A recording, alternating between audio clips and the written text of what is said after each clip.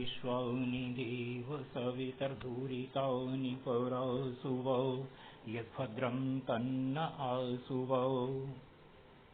मित्रों नमस्ते, मैं हूं रामनारायण शास्त्री, सह आचार्य राजकीय महाविद्यालय सिरोही।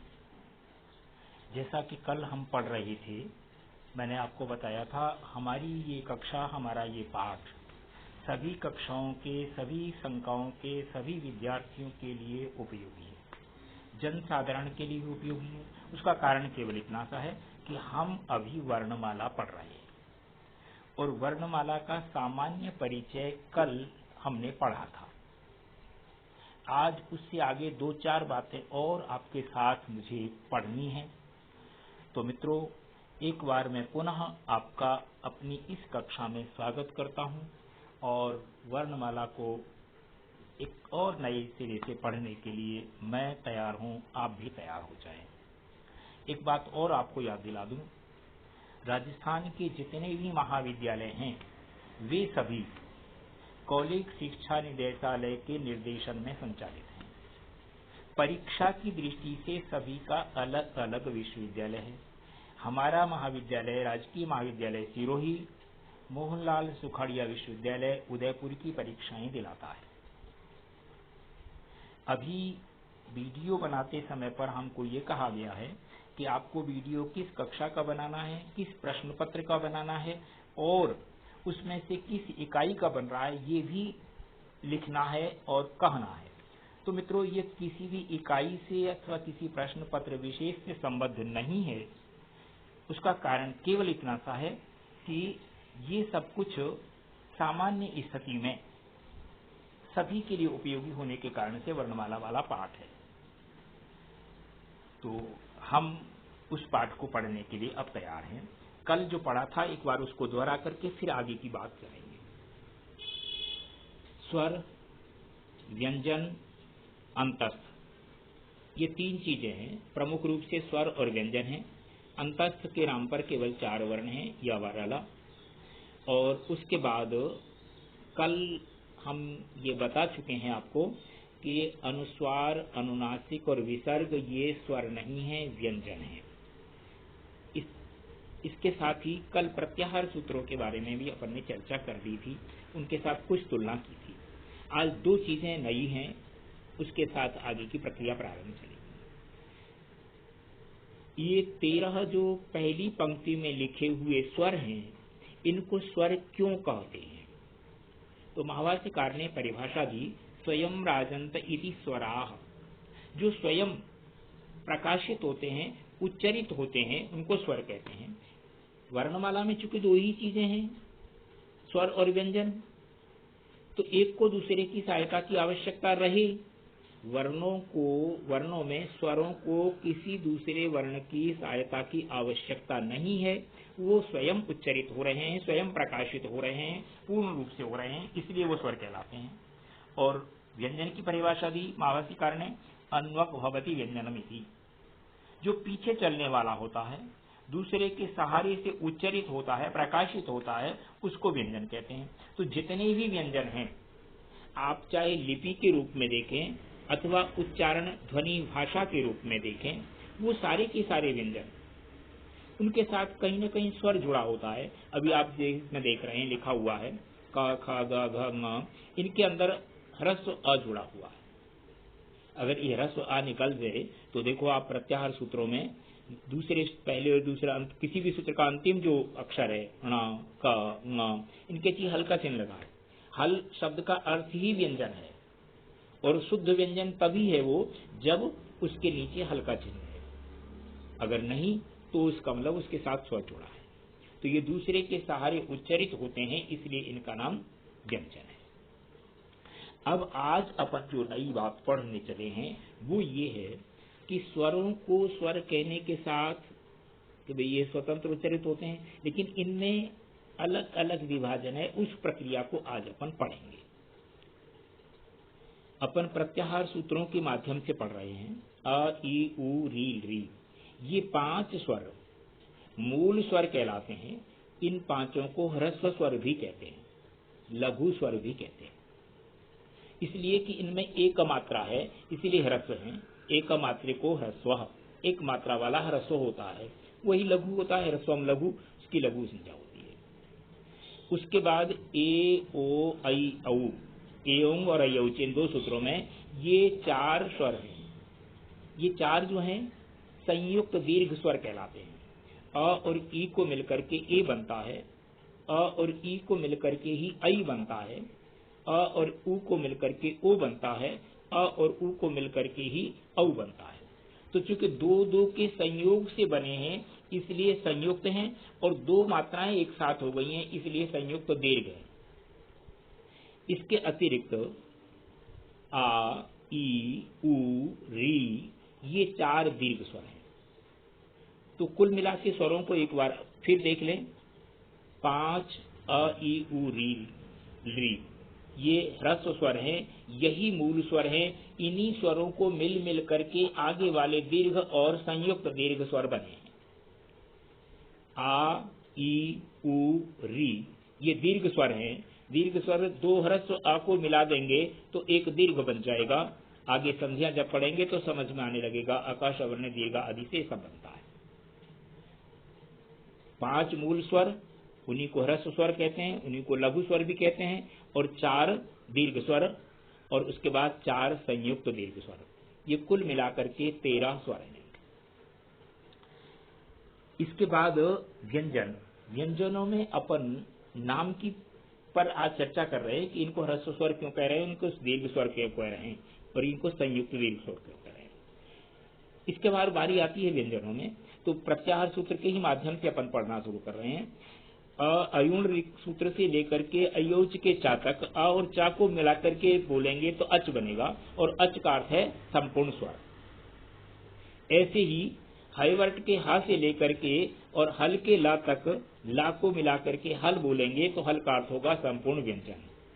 और तीसरा शब्द है अयुण के आ से लेकर के हल के ला तक, ला को मिला के बोलेंगे अल तो इसका अर्थ होगा संपूर्ण वर्णमाला। ये 3 शब्द ध्यान रखने हैं। अच का अर्थ है स्वर, हल का अर्थ है व्यंजन, अल का अर्थ है संपूर्ण वर्णमाला। तो अब बारी आती है किसकी? व्यंजन की। व्यंजनों में अलग अलग प्रकार के हैं। जैसे पहले कवर्ग है, कवर्ग का उच्चारण स्थान कंठ है। चवर्ग है, चवर्ग का उच्चारण स्थान तालु है। टवर्ग है, टवर्ग का उच्चारण स्थान मूर्धा है। तवर्ग है, तवर्ग का उच्चारण स्थान दंत है। पवर्ग का स्थान ओठ है। ये 25 वर्ण हैं, इनको स्पर्श व्यंजन कहते हैं। स्पर्श व्यंजन इसलिए कहते हैं कि इनके उच्चारण करते समय पर जीव मुख के अंदर किसी न किसी स्थानों पर मूर्धा, तालु, कंठ, ओष्ठ कहीं न कहीं स्पर्श करती है, छूती है, इसलिए इन 25 का नाम स्पर्श वर्ण है। उसके बाद है ऊष्म वर्ण। ये 4 हैं। कल इनके बारे में बताई दिया था कि इनको तालव्य, मूर्धन्य और दंत क्यों कहते हैं। आज बात इतनी सी है कि इनको ऊष्म वर्ण क्यों कहते हैं।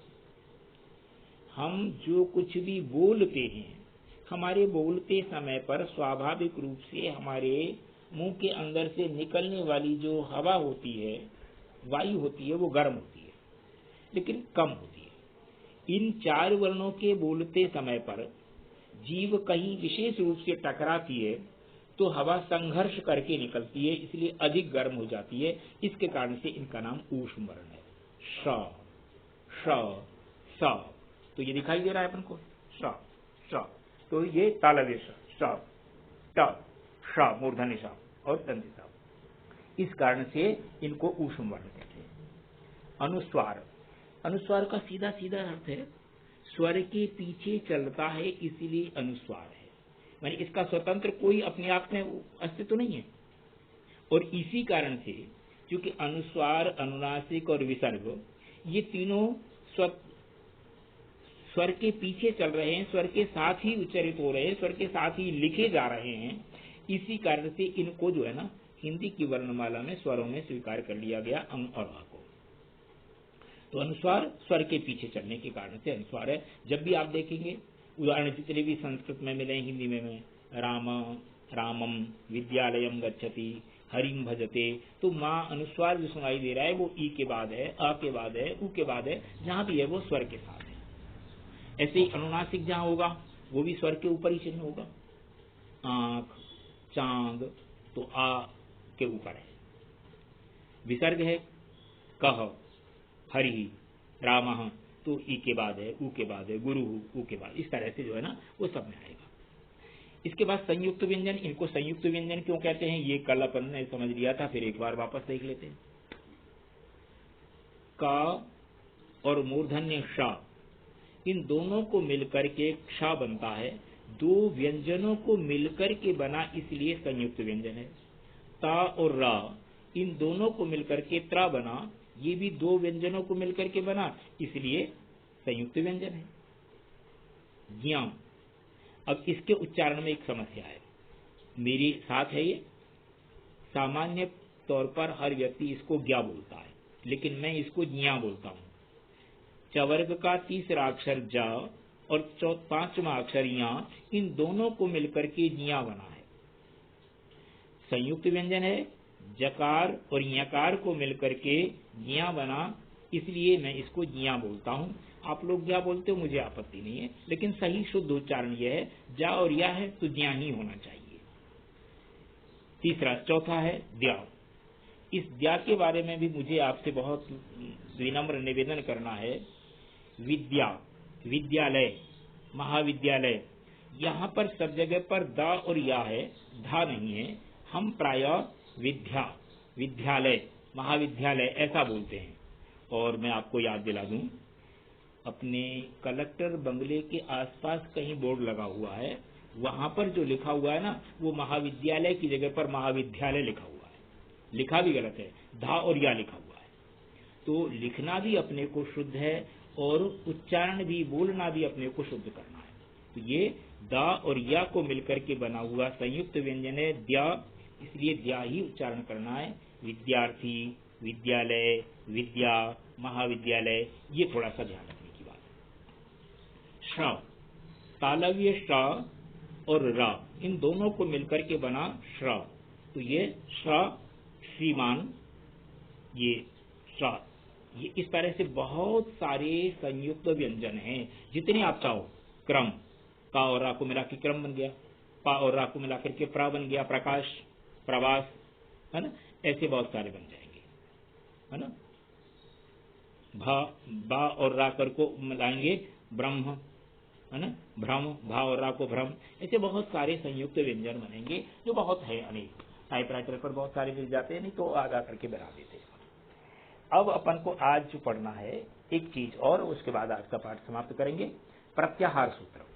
ये प्रत्याहार सूत्रों को अपन को याद करना है। जितने साथी इस वीडियो के माध्यम से पढ़ रहे हैं, उन सबसे मेरा निवेदन है कि वो इन प्रत्याहार सूत्रों को और इस वर्णमाला को ये जैसे लिखा है वैसे के वैसे अपन को याद कर लेनी है। उच्चारण एक बार देख लेते हैं प्रत्याहार सूत्रों का। ये 14 हैं। अयुण, रीलृक, योंग, अयौच, हयवरट, नण, यमगणनम, झवय, घड़दस, जब गड़दस, खप छठसा चटतव, कपय, शर्म, हल। ये 14 प्रत्याहार सूत्र हैं। एक उच्चारण के बारे में और बताना है, वो मैं बात बता करके समाप्त करता हूं। कवर्ग का 5वां अक्षर, इसको पता नहीं कौन क्या बोलता है, मुझे नहीं मालूम, लगभग अशुद्ध बोलते हैं। ये गा है, और गा कैसे बोलेगा? गा जो तीसरा अक्षर है उसको नाक से बोलने का प्रयत्न करो तो ग न, इसका सही उच्चारण है ग। वांग्मय लोग पढ़ते हैं बाढ़ में, पता नहीं क्या पढ़ते हैं, क्या बोलते हैं, तो गा है वांग्मय, ग।